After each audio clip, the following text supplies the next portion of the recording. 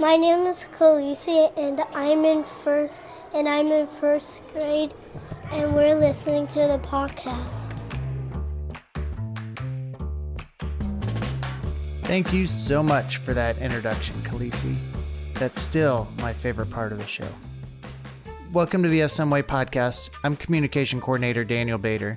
Today, we're celebrating excellence here on the podcast, specifically in our language education program. Recently, 3 of our students did exceptionally well at the 2023 Wisconsin Spanish State Pronunciation Contest. And for someone who pays attention to their pronunciation daily, I can tell you it's not easy, even in English. For the second year in a row, 2 students earned a first place award, and this year another student won a second place award. Today we'll hear from these 3 talented middle school students about the competition and from their teacher, Mr. David Linden, about language education in South Milwaukee. First though, let's hear the poem that 2 of the students read in the competition.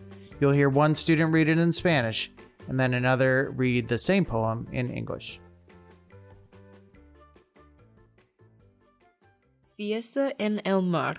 Fragmento. Juan Guinea Díaz. La playa en verano, las olas del mar.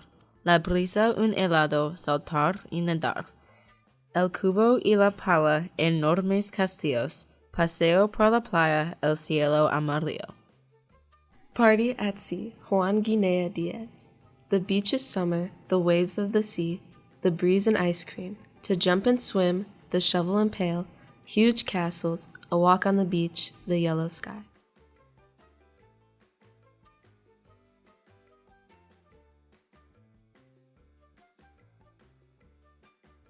So Anissa, Mary, and Sophia, welcome to the podcast. Thank you for having us. So I'm going to move the mic in front of Anissa. Anissa, tell me about this contest. What is it? Well, this contest, it's for the state, and it's about speaking different language like Spanish, and you can read a poem or a paragraph, and that's the best way I can really explain it. Right. Okay. And what did you pick? I picked to read the poem. The poem. And what about that poem was interesting to you? Well, it was shorter, and it's about the beach, and I love the beach, so it was really nice and fun to learn. Sure. I guess if you had to memorize something and say it right in another language, the shorter might be the better too, right? If you're thinking of a competition. Yeah, right? and I knew most of the words kind of already from learning them in class, so it was kind of easier to do. Okay. So Mary, how about you? Tell me what you chose and why you chose it. I chose the same poem as Anissa for basically the same reasons. Okay. Because I knew it was going to be a lot of hard work trying to memorize the poem in Spanish and then recite it. So, and yeah, some of the words I already knew too from class. Sure. So what did you have to do to get ready for the competition? I had to say line after line multiple times so I could remember it. And I just remember walking around the house sometimes, and I would say the poem in my head, keep reciting it in my head so that I could put it together.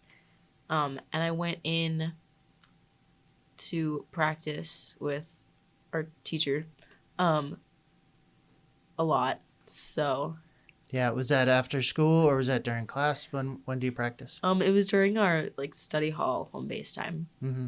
Okay. And what did you find challenging about memorizing it? Some lines I got mixed up, and then I wasn't saying some words correctly, so I had to fix it, and then rolling my R's too. Mm-hmm. It's hard to do. It's the hardest thing to do. Yeah. Yeah. I think other cultures that have kind of that tradition have no problem switching, right? Different languages, but English just does not. So Sophia, tell me about the competition itself. How did it work? So basically we would come and practice our poem or paragraph, and we would come and practice with Mr. Linden every week. And then when it was time to turn in our reading it, we went to his room and we recorded it on a video on Flipgrid. Mm-hmm. And then we edited it and added some information about us, and then sent it in towards them so they could judge it. Could you do it more than once if you needed to? Yeah.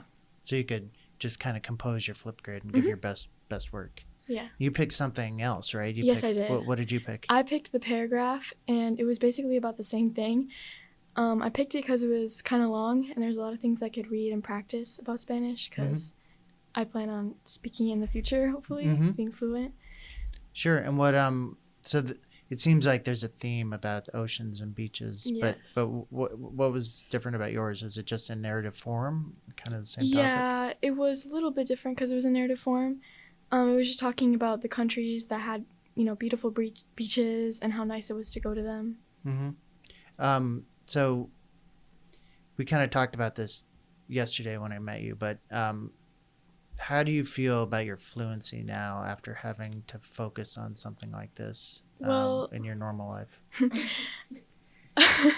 I definitely think that I can improve on like small talk and conversations because right now I only have introductions. But yeah, definitely. I always have trouble getting out of the present tense. I never left, like my education stopped at the present tense, so I always feel silly when I'm speaking to anyone in Spanish. Do you guys have any think about that, like fluency? Anissa, I think you were telling me yesterday your family has a restaurant. Yeah, we do. And so like I've grown up there and around the people that work there, and they all speak really fluently. And so like they teach me little things here and there from time to time, and then that's also just kind of why I was really into learning more Spanish, so then I could have that stronger connection and bond with them. Did it help your fluency hearing more native speakers using it all the time, do you think? Yeah, I think it does. I still need to work on my fluency, but it really does help to just kind of hear how they say it and like be more casual about it than so tense. So, funny story, when I lived in northern Manhattan, it was a Dominican neighborhood, and I really wanted to try and, kind of use the language that people were speaking there. And I went into a restaurant and I ordered a coffee. And I said, un café, por favor. And she looked at me and I said, coffee? And she goes, oh, you said cafe. I thought you said cafe. And I'm like, that all sounds the same to me. And it took like another year or two to really get some of the nuance between what they were saying. So anything else about this competition you'd like to share? How about, the results? You guys told me, you guys didn't know. You didn't know until you won. But tell us how you found out that you guys had done as well as you had. The announcements one morning. It was on the announcements, the whole school. Yeah.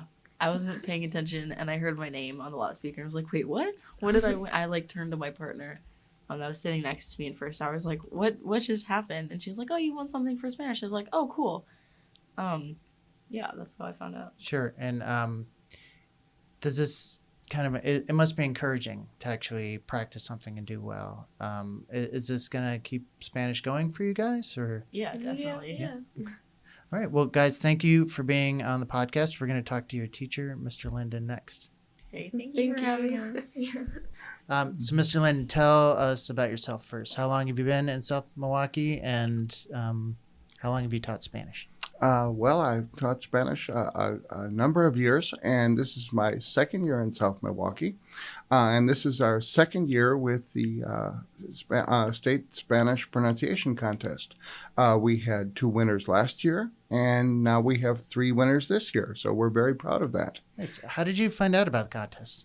That is something that I learned years ago when I taught in the Milwaukee Public School System, and we had competing students there, and I brought that idea to wherever I've taught. This is across the state, right? So Spanish students across the state. Yes, and I also served as a judge for other schools, obviously not South Milwaukee because of the conflict of interest, but like on Alaska and other districts and in the surrounding Milwaukee area. Sure. So tell me the benefit to students of engaging in a competition like this.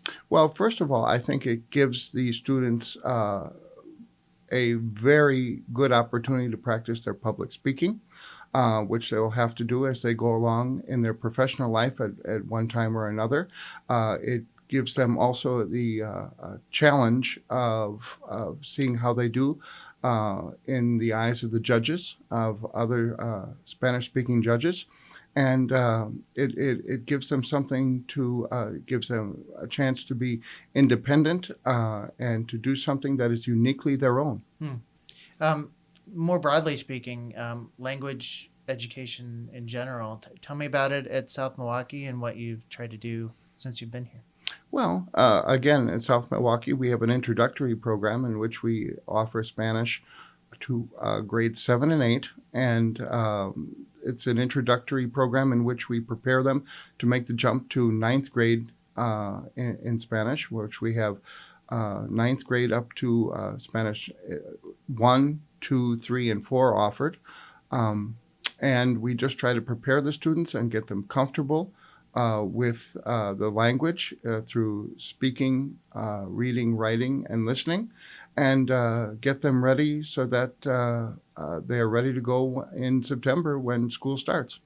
And your program is a little bit more than just picking up the fundamentals of language. You have a broader immersion concept going on too. Well, also it's important to part of learning a world language includes the cultural aspect, and we just had some professional dance instructors come in here from Fred Astaire Dance Studio in Greenfield, and this brought to the students, to the 8th graders specifically, the chance, the opportunity for them to practice dancing and to see parts of Hispanic culture that they might not ordinarily have a chance and an opportunity to see.